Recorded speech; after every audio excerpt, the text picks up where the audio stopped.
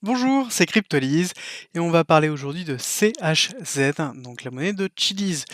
Petit rappel, Chiliz, c'est une plateforme, enfin c'est une blockchain qui est spécialisée notamment dans le sport et l'entertainment et la tokenisation du sport et de l'entertainment.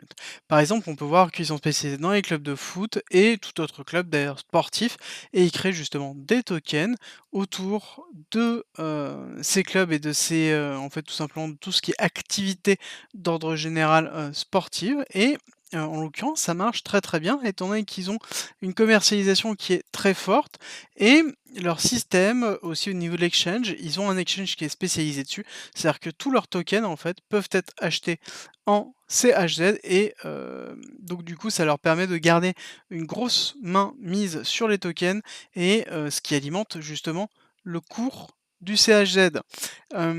D'autre part, ce qui est intéressant à savoir, c'est que c'est, vraiment une volonté de développer la notion de l'entertainment autour des tokens et donc les tokens sont utilisés et vont être utilisés dans des processus de développement économique au niveau de la société de Chiliz et notamment on voit sur une première use case qui est en train d'être fait avec notamment, Socios qui est la première plateforme, de récompense de fans par rapport justement à leurs tokens et justement on commence à discerner un petit peu cette schématique où Chiliz veut s'imposer dans le monde du sport et pourquoi pas, plus tard, voilà, s'agrandir, en l'occurrence s'ils arrivent bien, à s'implanter et en l'occurrence, c'est ce qu'ils sont en train de faire.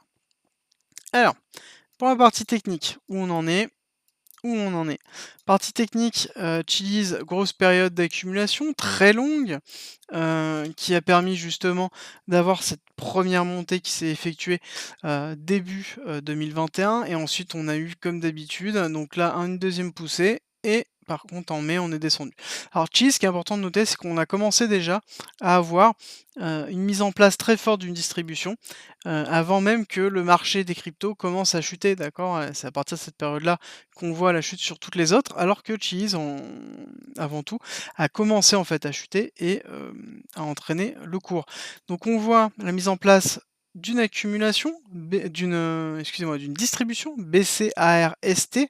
Là, on est en train de travailler le saut, donc c'est-à-dire le plus bas, pour ensuite aller faire l'UT, donc c'est-à-dire faire un nouvel ATH, et faire potentiellement l'UTAD pour pouvoir retravailler. On voit qu'on est en train de créer une schématique possible d'Elliott à confirmer en fonction de la vague 3. On a une vague 1 et on a une vague 2 qui est en train de retracer sévèrement.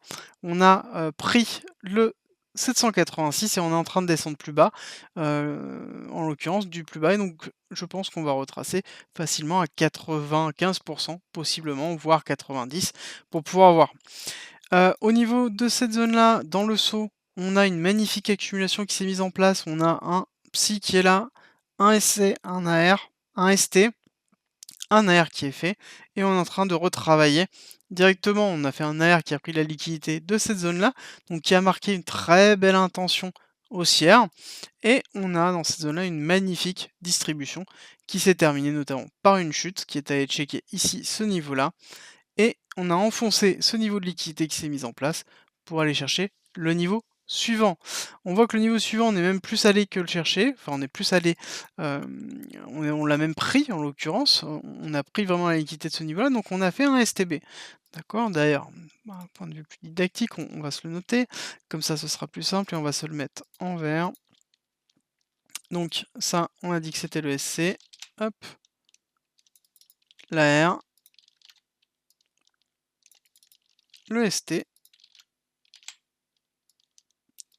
la R. Ici, on a un AR majeur, d'accord? Et hop. Ici, par contre, on a un joli STB qui s'est fait. Donc un STB dans une accumulation est le premier signe de prise de liquidité qui peut déclencher justement l'accumulation et valider cette accumulation et la pousser. Est-ce que là, à l'heure actuelle, on a un signe d'amélioration? On va regarder ça rapidement. J'en ai mis deux. On est en dailies, on va regarder est-ce qu'on voit une divergence, en tout cas haussière? Non, on voit qu'on est toujours dans la descente. Donc le STB pour moi n'est pas terminé par rapport à tout ce qui se passe sur les cryptos et que, le marché est, actuellement, en période de perte de confiance. Donc, on va continuer à descendre. Est-ce qu'on va avoir une petite poussée, majeure? C'est possible. Pour moi, je verrais bien tout simplement une descente qui va se faire comme ça. Allez vérifier l'order block qui se trouve là, remonter potentiellement là, zoner ici pour valider ensuite un beau spring et ensuite pousser. D'accord? Donc, pour moi, la spot zone tient toujours. La spot zone se trouve à 0,17, ah pardon, excusez-moi, 0,1632 et un tout petit peu plus haut, en étant agressif, à 0,1778. Donc là, on est pile poil dans la spot zone et on peut commencer à rentrer en DCA si vous croyez au projet. N'oubliez pas, c'est un projet sur lequel c'est une société qui va se commercialiser, qui va commercialiser ses solutions de tokenisation autour de la blockchain. Donc en l'occurrence, c'est quelque chose sur lequel on pourrait avoir un très bel avenir. Donc c'est très important de le prendre en compte là-dessus. Encore une fois, je vous présente tout simplement mon avis, mes analyses, techniques, mes analyses fondamentales personnelles, à vous d'utiliser comme un indicateur pour construire votre propre stratégie, hein. Je ne suis pas votre conseiller financier, simplement je vous présente mon point de vue. Donc pour moi, cette zone à rentrer en dessert, très intéressante. Comme d'habitude, on rentre petit à petit et une fois qu'on descend bien pour lisser le prix, on va faire une entrée, la plus grosse entrée se fera vers les, 30 derniers pourcents de façon à pouvoir lisser le prix si jamais on descend le plus bas. Et au niveau des objectifs qu'on pourrait se fixer. Si on a une vague 1, une vague 2 qui retrace, admettons, potentiellement jusqu'à 0,10, ça me semble, pourquoi pas un objectif correct pour terminer ce spring et valider cette belle accumulation. On pourrait aller chercher un cheese quand même au 1,618, donc une vague 3 qui va jusqu'au 1,618 qui veut nous valide le 1,618 à 1,6 $. Pourquoi pas? Alors ça prendra, je pense, un petit peu de temps, mais en l'occurrence, c'est un objectif qui est tout à fait réalisable et intéressant à effectuer, en tout cas dans l'état actuel du marché et dans l'état qu'on peut justement se projeter au niveau du marché et au niveau de cet actif. Merci d'être resté avec moi jusqu'au bout.